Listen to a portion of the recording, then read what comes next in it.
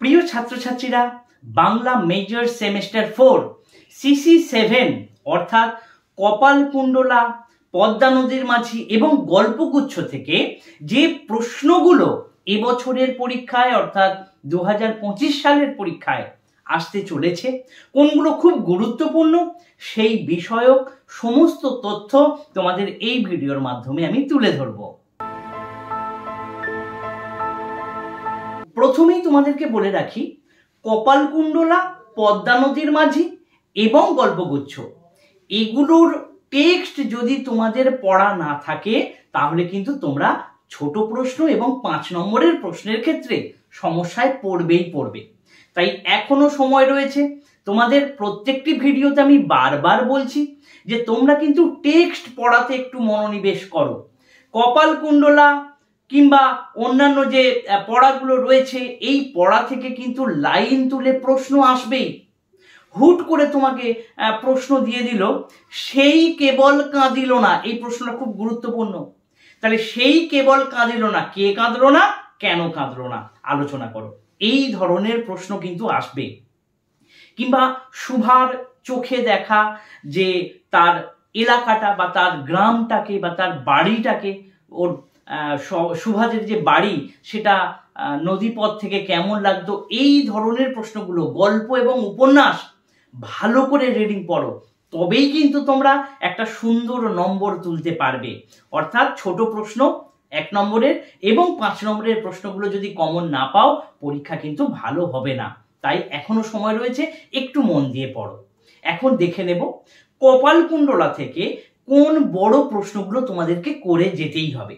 প্রথমেই বলে রাখি, 2টো উপন্যাস রয়েছে। তুমি চরিত্রের উপর বেশি করে মন দিয়ে পড়ো, চরিত্রগুলোকে একটু ভালো করে পড়ো।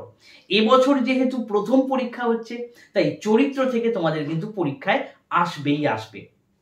কপালকুণ্ডলা থেকে কি পড়ছো? প্রথম কোশ্চেন খুব গুরুত্বপূর্ণ, সেটা হচ্ছে কপালকুণ্ডলা ক্যারেক্টার বা চরিত্র। কিংবা এইভাবে কপালকুণ্ডলা ক্যারেক্টারটা আসতে পারে যে কপালকুণ্ডলা চরিত্রে বা কপালকুণ্ডলাকে ট্র্যাজিক নায়িকা হিসেবে বলা যায় কিনা আলোচনা করো। বা বলতে পারে যে কপালকুণ্ডলার উপর প্রকৃতির প্রভাব কতদূর আলোচনা করো। এইভাবে কিন্তু ঘুরিয়ে দিতে পারে কপালকুণ্ডলা চরিত্রটি। এরপর যেটা অবশ্যই পড়ে যাবে সেটা হচ্ছে মতি বিবি চরিত্র।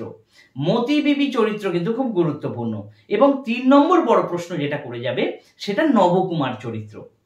এই 3টে চরিত্র একেবারেই ছেড়ে যেও না।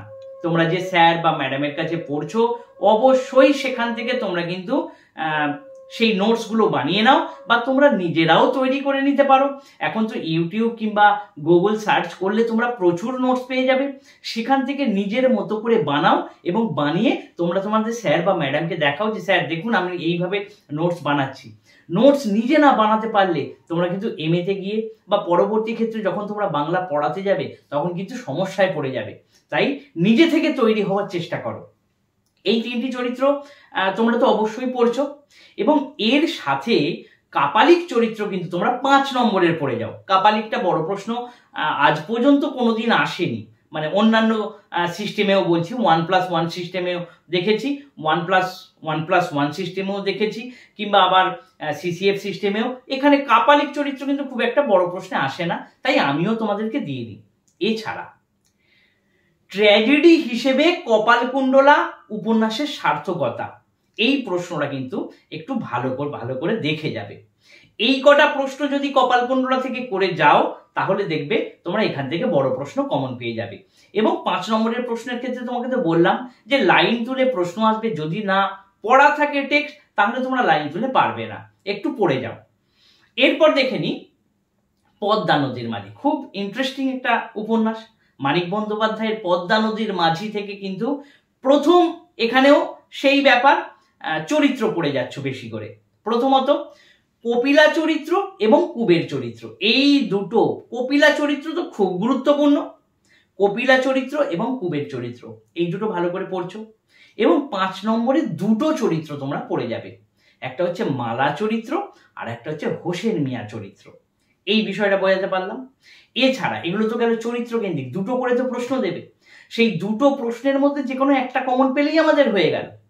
তাহলে আর বাকিগুলো কি আছে না, তোমাকে পড়ে যেতে হবে পদ্মা নদীর মাঝি উপন্যাসে জেলে জীবন বা সেই সময়কার সামাজিক পরিস্থিতি কিভাবে ফুটে উঠেছে, বা বলতেই পারে যে বিভিন্ন পেশার মানুষ এই উপন্যাসে, শুধুমাত্র কিন্তু জেলে জীবন নয়, চাষি যখন সেই শ্বশুর বাড়িতে গেল চরডাঙ্গা, সেখানে চাষি শ্রমিকদের কথা, বা মাছ বিক্রি করতে যাচ্ছে যখন আড়তদার, মহাজন, এদের এই ধরনের যে মানসিকতাগুলো ফুটে উঠছে, এটাও প্রশ্ন আসতে পারে। অর্থাৎ জেলে জীবনটা ভালো করে তোমরা করে যাচ্ছ, তার মধ্যে ওই ধরনের ক্যারেক্টারগুলো তুমি পেয়ে যাবে। এর সাথে করবে পদ্মা নদীর মাঝি উপন্যাসে পদ্মার শুধুমাত্র একটি নদী নয়, যেন একটি চরিত্র হয়ে উঠেছে। এটাকেই আবার ঘুরিয়ে বলে দেবে যে পদ্মা নদীর মাঝি উপন্যাসে পদ্মা নদীর ভূমিকা আলোচনা করো। আশা করছি বোঝাতে পারলাম। এবং আর একটা খুব গুরুত্বপূর্ণ প্রসঙ্গ, ময়না দ্বীপ প্রসঙ্গ। এই ময়না দ্বীপ থেকে কিন্তু প্রশ্নটা অবশ্যই স্যার ম্যাডামের কাছ থেকে করিয়ে নাও। ময়না দ্বীপ দিয়ে তোমাকে বলতে পারে যে ময়না দ্বীপ যেন একটা নতুনের সম্ভাবনা, বিষয়টি আলোচনা করো। মানে ময়না দ্বীপ প্রসঙ্গ থেকেও কিন্তু প্রশ্ন আসতে পারে। এই ময়না দ্বীপটা 5-এও দিয়ে দিতে পারে, আবার 15-তেও দিয়ে দিতে পারে। তা আশা করছি তোমাদেরকে এই দুটো উপন্যাস থেকে বোঝাতে পারলাম। এবং 5 নম্বরের ক্ষেত্রে তো তোমাদেরকে বললাম দুটো ক্যারেক্টার 5 নম্বরের করছো, একটা হচ্ছে মালা চরিত্র এবং অপরটি হচ্ছে হোসেন মিয়া চরিত্র। এবং 5 নম্বরের প্রশ্নের ক্ষেত্রে তোমাদের কিন্তু অবশ্যই লাইন তুলে প্রশ্ন দেখে যেতে হবে। এরপর আসি গল্পগুচ্ছে। গল্পগুচ্ছে কয়েকটা গল্পকে খুব গুরুত্ব দিতে বলবো, যেটা হচ্ছে দেনা পাওনা, নিশীথে, এক রাত্রি, শুভা এবং তারপরে অতিথি।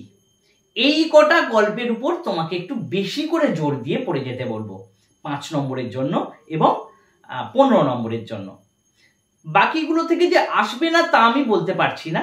অবশ্যই শর্ট প্রশ্ন তো যেখান থেকে ইচ্ছা দিতে পারে, তার কোনো গ্যারান্টি নেই, কিন্তু 5 নম্বর এবং 15 নম্বর আশা করছি এগুলো থেকেই দেবে।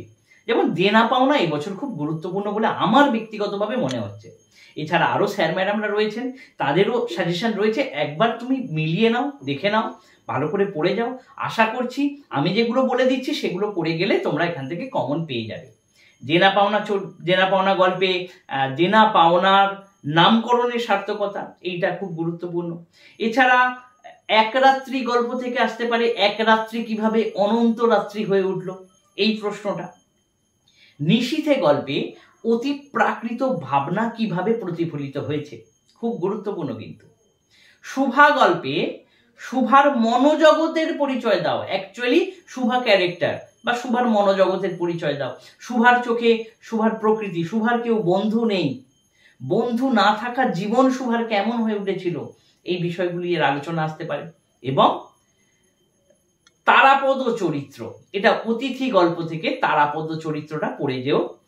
আর একটি এক্সট্রা তোমাদেরকে বলে রাখছি, সেটা ল্যাবরেটরি গল্প থেকে সোহিনী চরিত্রটা যদি পারো তাহলে অবশ্যই দেখে যেও। এছাড়া লাইন তুলে কিন্তু প্রশ্ন আসবে এখান থেকেও সেম জিনিস। এবং গল্পগুলো উপন্যাসগুলো ভালো করে পড়ে যাও। তোমরা যদি পরবর্তী সেমিস্টারে বাংলা অনার্স অনলাইন কিংবা অফলাইন পড়তে চাও তাহলে অবশ্যই যোগাযোগ করো। ডেসক্রিপশন বক্সে হোয়াটসঅ্যাপের লিঙ্ক বা হোয়াটসঅ্যাপের নাম্বারটা আমি দিয়ে দিচ্ছি। অন্যান্য যে সিসি পেপার সেগুলোর মধ্যেও কিন্তু সিসি 5, সিসি 6 এগুলোর দিয়ে দিয়েছি আমি সাজেশন, তাই বাকি রয়েছে সিসি 8, এটা আমি খুব শিগগিরই দিয়ে দেবো। তোমরা এই অনুযায়ী পড়াশোনা করো, দেখবে একটা সুন্দর নম্বর পাবে। ধন্যবাদ।